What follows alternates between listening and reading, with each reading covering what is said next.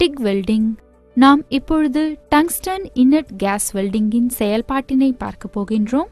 Tick வெல்டிங்கிற்கான சாதனம் பின்வரும் பாகங்களை கொண்டிருக்கும்: power source, coolant system, gas valve, regulated flow meter shielding gas cylinder, remote control, gas in, gas out, work clamp, coolant in, coolant out, workpiece, torch,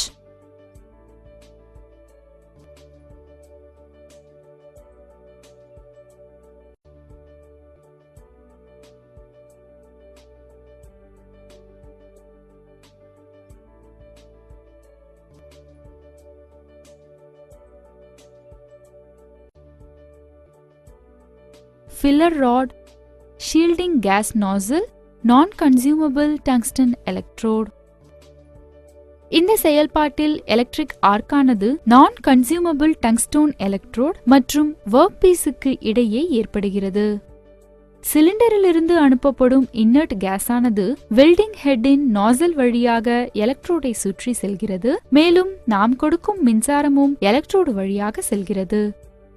inert கேஸானது ஆர்க்கை சுற்றி பரவி வெல்டை சுற்றுச்சூழலினால் ஏற்படும் பாதிப்பிலிருந்து பாதுகாத்து குறைகளில்லா இணைப்பை உருவாக்குகிறது. இது மேலும் 2 வெவ்வேறு உலோகங்களை இணைக்கும் ஹாட் ஃபேசிங்கிற்கும் பயன்படுகிறது. நாம் மிக் வெல்டிங்கை பற்றி அடுத்து வரும் வீடியோவில் பார்ப்போம்.